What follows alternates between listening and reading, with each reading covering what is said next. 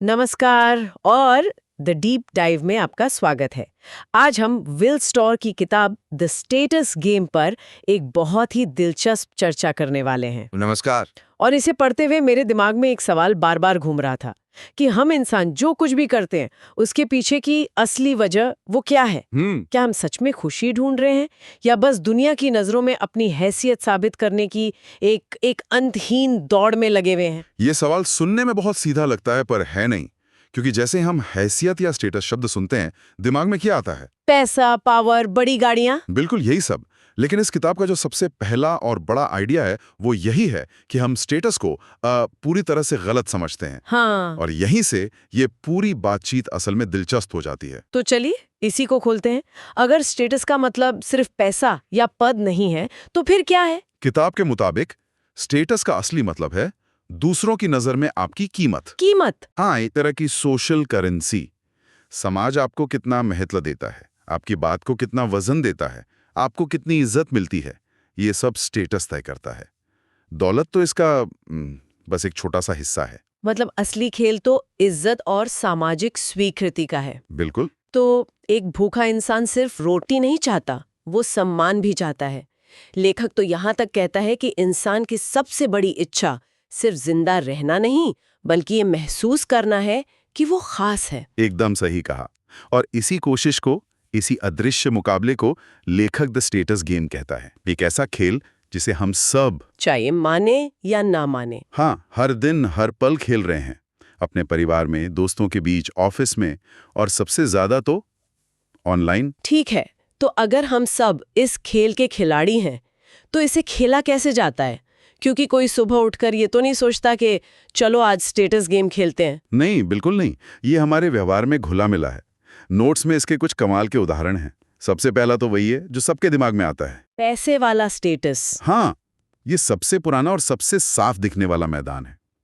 Latest phone खरीदना, branded कपड़े पहनना, छुट्टियों पर किसी महंगी जगह जाना और उसकी तस्वीरें डालना। इन सब का मकसद सिर्फ जरूरत पूरा करना नहीं होता।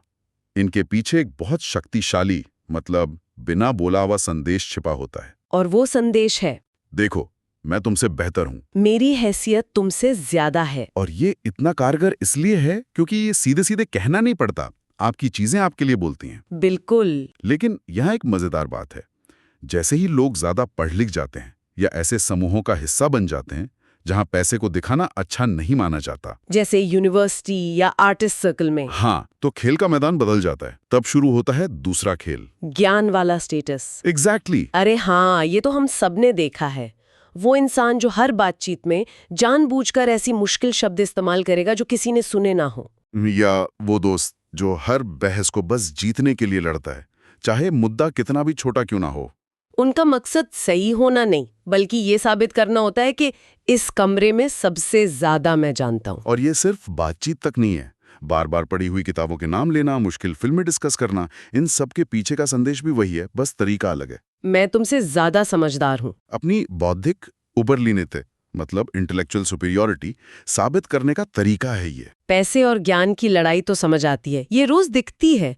लेकिन स्रोत एक और लड़ाई की बात करता है जो दिखती नहीं पर शायद आजकल सबसे ज्यादा लड़ी जा रही है। हाँ, नैतिकता की लड़ाई, मॉरल स्टेटस।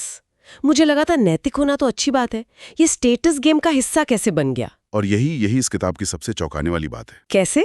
नैतिक स्टेटस का खेल तब होता है जब कोई ये साबित करने की कोशिश करता है कि वो नैतिक रूप से, मतलब मॉरली, दूसरों से बेहतर है। मेरे विचार ज्यादा शुद्ध हैं, मैं दुनिया की समस्याओं को लेकर ज्यादा चिंतित हूँ, कुछ इस तरह। बिल्कुल, मैं सही चीज के लिए लड़ रहा हूँ और जो मुझसे सहमत नहीं है वो एक बुरा इंसान है। ओह, ये तो बहुत जानी पहचानी बातें लग रही हैं, खासकर सोशल मीडिया पर। हर जगह हर कोई दूसरे को गलत और खुद को सही साबित करने में लगा है। और किताब इसे सबसे खतरनाक इसलिए मानती है क्यों? क्योंकि इसमें इंसान अपनी राय को सच्चाई और अपने विचारों को परम नैतिकता मान बैठता है। जब कोई ये मानने लगता है कि सिर्फ वही सही है तो वो दूसरों की बात सुनना बंद कर देता है। वो बातचीत नहीं चाहता, वो सिर्फ अपनी जीत चाहता है। हाँ, और सबसे पेचीदा बात यह है कि ये खेल अक्सर अच्छे इरादों से शुरू होता है। कोई पर्यावरण बचाने के लिए आवाज उठाता है, लेकिन कब वो आवाज दूसरों को नीचा दिखाने का हथियार बन जाती है पता ही नहीं चलता। और यहीं पर ये खतरनाक हो जाता है। लेखक के शब्दों में कहें तो इंसान खुद को भगवान समझने लगता है। वाह, ये तो सोचने पर मजबूर कर देता है। तो हमारे पास 3 बड़े मैदान हैं, पैसा, ज्ञान और नैतिकता। लेकिन खेल एक ही है। दूसरों से ऊपर दिखना। और आपने सोशल मीडिया का जिक्र किया, जो मुझे लगता है इस खेल के लिए ही बनाया गया एक विशाल स्टेडियम है। बिल्कुल। सरोज सोशल मीडिया को एक स्टेटस स्टेडियम कहता है।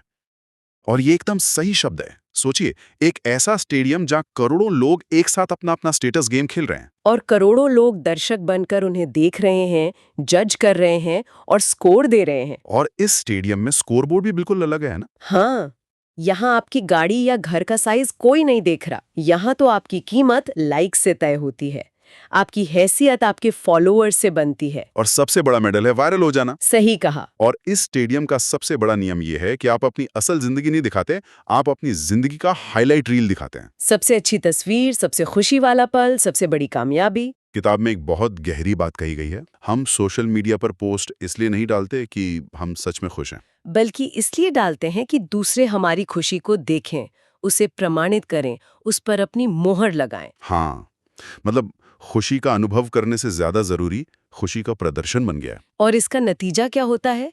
क्योंकि ये तो एक अंतहीन दौड़ लगती है। और ये है भी, जब हम दूसरों के जीवन की सिर्फ ये चमचमाती तस्वीरें देखते हैं, तो हम चाहे अनचाहे अपनी साधारण रोजमर्रा की जिंदगी की तुलना उनसे करने लगते हैं।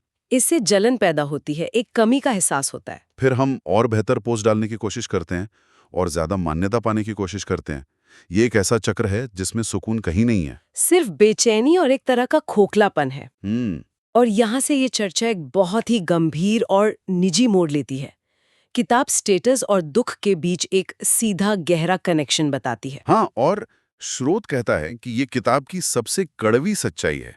वो सच्चाई ये है कि दुख की सबसे बड़ी वजहों में से एक है गलत स्टेटस गेम खेलना। गलत स्टेटस गेम खेलना, इसका क्या मतलब हुआ? इसका मतलब है कि आप एक ऐसा खेल खेल रहे हैं जो आपकी असली स्वभाव, आपकी असली कीमतों से मेल नहीं खाता। आप वो बनने की कोशिश कर रहे हैं जो आप हैं ही नहीं। सिर्फ इसलिए क्योंकि आपको लगता है कि समाज उसी चीज को इज्जत देता है? बिल्कुल। स्रोत में कुछ बहुत अच्छे उदाहरण हैं। मान लीजिए कोई एक कलाकार है, उसका असली सुख तस्वीरें बनाने में है, लेकिन वो देखता है कि समाज तो पैसे वालों को ज्यादा पूछता है, तो वो अपनी कला को भूलकर जल्दी जल्दी बिकाऊ पेंटिंग्स बनाने लगता है ताकि वो वेल्थ स्टेटस का गेम जीत सके। वो पैसे तो शायद कमा लेगा, लेकिन अंदर से वो रोज खत्म होता जाएगा, क्योंकि वो अपना असली खेल नहीं खेल रहा। ये तो बहुत रिलेटेबल है। एक और उदाहरण है एक शांत अंतर्मुखी इंसान का। हाँ, उसे शायद अकेले रहना, किताबें पढ़ना पसंद है, लेकिन वो देखता है कि दुनिया तो एक्स्ट्रावर्ट्स की है, तो वो जबरदस्ती सामाजिक होने की कोशिश करता है, पार्टियों में जाता है और हर पल खुद को हारा हुआ महसूस करता है। और एक तीसरा उदाहरण जो शायद आज हम सब पर लागू होता है, एक सामान्य इंसान जो एक अच्छी साधारण जिंदगी जी रहा है, लेकिन सोशल मीडिया और समाज उसे लगातार ये संदेश देते हैं कि तुम्हें खास बनना होगा, एक्स्ट्रा ऑर्डिनरी होना होगा। हाँ, तो वो खुद को असाधारण साबित करने की इस दौड़ में लग जाता है। इन सभी मामलों का नतीजा एक ही है, अपनी असलियत से नाता तोड़ना और अंदर से टूट जाना। बिल्कुल। ये बहुत गहरी बात है। तो अगर स्टेटस गेम खेलना हमारी फितरत में है और हम इसे खेलना बंद नहीं कर सकते और गलत गेम खेलने से सिर्फ दुख मिलता है, तो फिर रास्ता क्या है? दिलचस्प बात यही है कि लेखक ये नहीं कहता कि खेल को छोड़ दो। वो कहता है कि ये नामुमकिन है, ये हमारी बनावट का हिस्सा है। हजारों सालों से इंसान समूहों में रहता आया है और समूह में आपकी हैसियत ही आपके जीने मरने का सवाल होती थी। तो ये इंस्टिंक्ट बहुत गहरा है। बहुत। तो सुझाव खेल को छोड़ना नहीं, बल्कि समझदारी से सही स्टेटस गेम चुनना है। सही स्टेटस गेम, ये एक नया आइडिया है। इसकी पहचान क्या है? हम कैसे जाने कि कौन सा खेल हमारे लिए सही है और कौन सा गलत? इसकी कुछ बहुत साफ पहचाने हैं। पहला, सही खेल वो है जहां आपका मुकाबला दूसरों से नहीं बल्कि खुद के बीते हुए कल से होता है। मतलब जहां बाहरी तुलना कम से कम हो। बिल्कुल। आपका लक्ष्य पड़ोसी से बेहतर बनना नहीं, बल्कि खुद कल से बेहतर बनना है। और दूसरी पहचान? दूसरी पहचान यह है कि इस खेल में आपका आत्मसम्मान दूसरों की राय या उनके लाइक्स पर निर्भर नहीं करता। आपको अपनी कीमत साबित करने के लिए लगातार बाहरी वैलिडेशन की जरूरत नहीं पड़ती। आपका मूल्य आपके अंदर से आता है। तो इसके कुछ उदाहरण क्या हो सकते हैं? अगर हम पैसा, ज्ञान या नैतिकता वाले दिखावे के खेल से हटकर सोचे, तो ये सही खेल कैसे दिखते हैं? इसके कई खूबसूरत रूप हो सकते हैं। जैसे सीखने का स्टेटस गेम।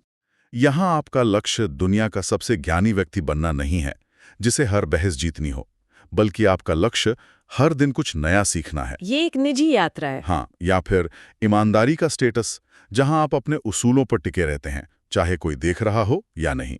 आपकी जीत लोगों की तारीफ नहीं, बल्कि रात को मिलने वाली चैन की नींद है। और एक और उदाहरण जो मुझे नोट्स में बहुत पसंद आया, वो है शांति का स्टेटस, जहां आपका लक्ष्य दुनिया की हर दौड़ जीतना नहीं, बल्कि अपने मन की शांति बनाए रखना है।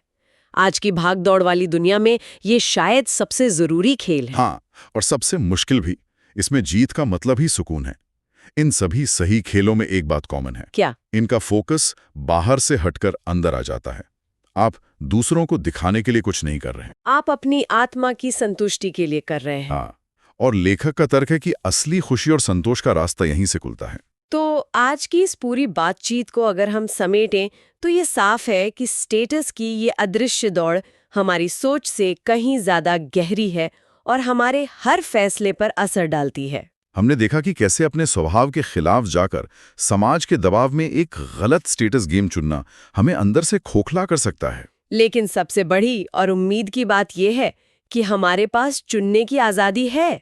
हम रुककर सोच समझकर अपने लिए एक बेहतर खेल चुन सकते हैं। हाँ, एक ज्यादा सुकून देने वाला खेल। बिल्कुल। और ये पूरी चर्चा हमें एक बहुत ही जरूरी और शायद थोड़े असहज करने वाले सवाल पर लाकर छोड़ देती है।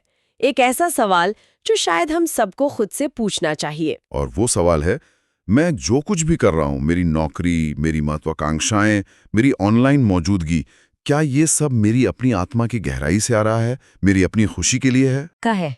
इस सवाल का जो भी जवाब हो, वो यकीनन हमारे जीने का नजरिया बदल सकता है।